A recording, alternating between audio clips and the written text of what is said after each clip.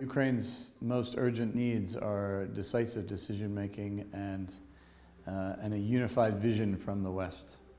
Europe and the United States together, or Europe on its own? I think right now the most urgent need at the strategic level is a robust financial plan that can ensure that the Ukrainian government can pay for its services and defence of its nation for at least the next 12 months and beyond. We need weapons, weapons and weapons one more time in order for us to be able to defend ourselves and to push back on Russia's troops in Ukrainian territory.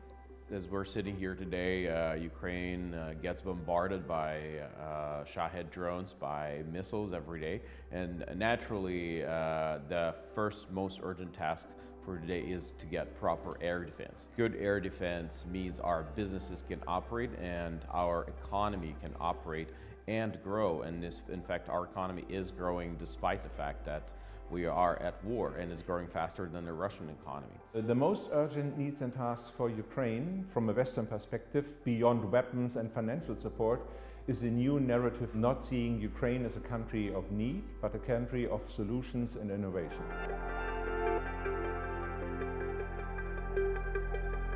What the West can learn about Ukraine is the sense of urgency. Ukraine has revolutionized not only technologies, but also the way the Ministry of Defense, for instance, operates, and how it procures and trains the soldiers, and how it delivers at record speed what it's needed to the front line. How to stay resilient, how to make weapons and defensive instruments quickly and cheaply, and how to stay compassionate and human and stand up for the right things. This is happening right in front of us. We had enough warnings when people weren't interested in looking at it. We had enough warnings from Putin. Georgia, 2008, Crimea and East Ukraine, 2014. It's just almost willfully looking the other way now. The West could learn a lot from Ukraine, beginning with drone technologies, or simply how to defend against Russian drones, something we desperately need. Medical things like prosthesis technologies, and also how to deal with the whole issue of mental health. The question of honoring the veterans, which is maybe not an issue in the Commonwealth, but in the rest of Europe, for example, and how a society could be still resilient after 4 years of an unbelievable, brutal war. I think we've all been very fortunate in the West that there's a buffer between us and this violence that's happened in Ukraine. And I think at this point, none of us are actually prepared for that level of conflict. And I hope it never goes to that point, but we could certainly learn from them and their resilience and their ability to deal with very difficult circumstances.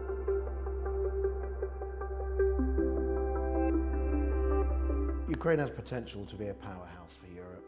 A stable and secure Ukraine sat as part or connected to the EU and Europe in general could be a real force for good in everything from high technology through engineering, heavy industry and agriculture. We think that Ukraine will eventually become a security provider, mostly because of the unique experience of our fighting force, because of the technologies, but also the tactics that we have learned from fighting with unmanned vehicles, flying drones, unmanned surface vessels, and recently we have struck some Russian ports. And this is something only Ukrainian army and by consequence Ukrainian veterans know how to do, and we very much want to share this experience with our friends and partners so that their fighting forces are better prepared to resist Russian aggression in the future. Ukraine now has the capacity to produce, for example, about 10 million drones. That's more than all of Europe and the US combined.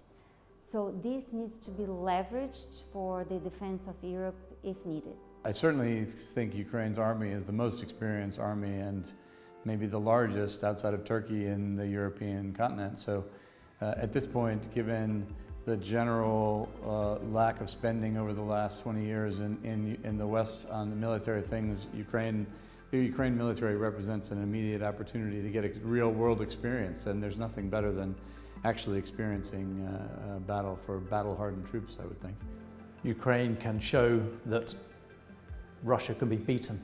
There are still too many Western or external supporters of Ukraine, Western for easy shorthand, leaders, military chiefs, people in positions of power who think that there is an inevitability to a Russian victory, that for all that plucky little Ukraine can do, the steamroller that is the Russian army will get there in the end. That is absolutely not certain at all.